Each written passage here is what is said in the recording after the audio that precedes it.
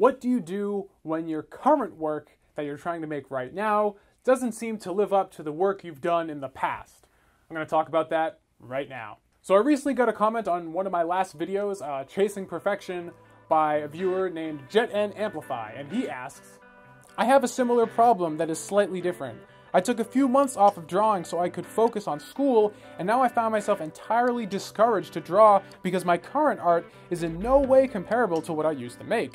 I think part of the problem is because my old art was honestly well above my skill level, and the only reason I could get it to look so good was because of the stupid amount of time I put into making it look correct. Currently, I find myself not chasing perfection, but chasing past accomplishments. I know what's holding me back, but I just cannot find a way forward. Jeden, this is a great question because I'm currently in the exact same position myself, and I think a lot of us are. Life is complicated.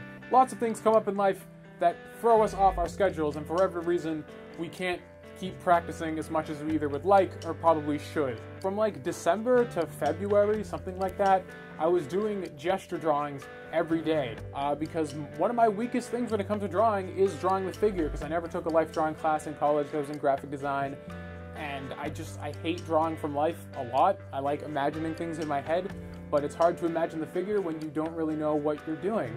I was doing all this gesture drawing stuff, and then I stopped because I just got busy doing other things, and I just didn't like doing gesture drawings in general. And my figures, as a result, have gotten way worse than they used to be. You know, back when I was doing gesture drawings earlier this year, my figures were really tight. I was really starting to understand the line of action and how to foreshorten poses. And then I took a few months off, kind of work on other things. I got discouraged with my work, and I came back to it now to do it again because now I feel inspired to keep working on Sorceress Lost, and all that project is lost.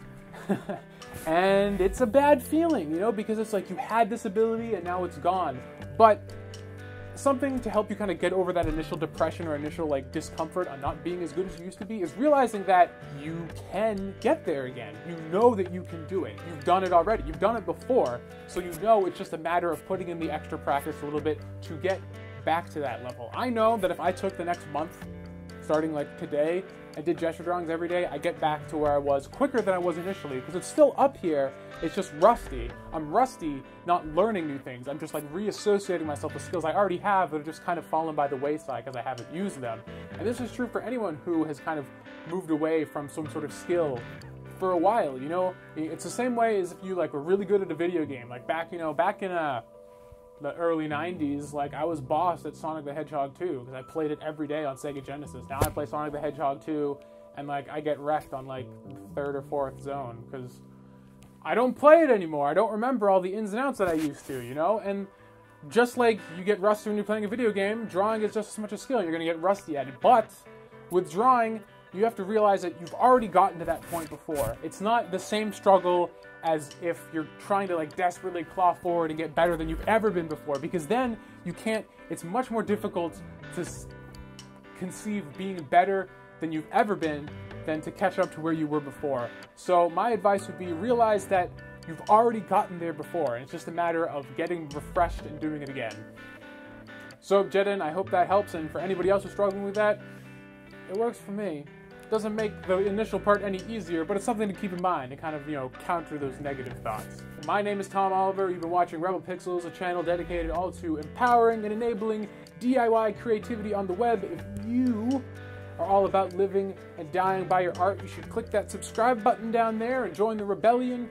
I make videos like this every week, whether it be technical videos like reviews or how-tos or tips and tricks or motivational things like this to keep your spirits high and keep your hands and your brain creating stuff. So until next time, I'm Tom Oliver. This is Rebel Pixels, reminding you guys we might be indie, but it doesn't mean that we're alone.